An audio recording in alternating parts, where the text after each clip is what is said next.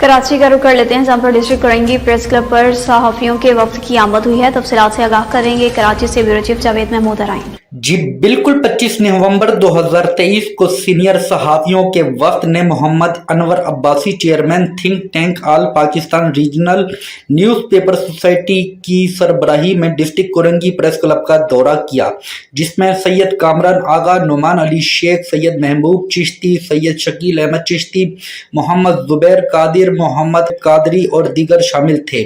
District Korangi press club के अहदेदारों ने आए हुए मेहमानों का भरपूर इस्तकबाल किया और डिस्ट्रिक्ट कोरंगी प्रेस क्लब पर आए हुए मेहमानों को फूलों के गुलदस्ते और सिंधी सखावती अजरक का तोहफा पेश किया। मेहमानों का इस्तकबाल किया डिस्ट्रिक्ट कोरंगी प्रेस क्लब के अहदेदारों और मेंबरान ने किया, जिनमें सदर मोहम्मद रुस्तम कादरी, सीनियर नायब सदर इमरान हाशमी, नायब सदर अयूब उस्मान, नायब सदर सैफुद्दीन कादरी, नायब सदर Safdar Mahmood Rain, general secretary Amir Raza, additional general secretary Rana Rehan, information secretary Mohammad Asif Shaheen, deputy information secretary Mohammad Aslam Khan, office secretary Mohammad Rizwan Sheikh और दीगर अहदेदारान और मेंबरान शामिल थे।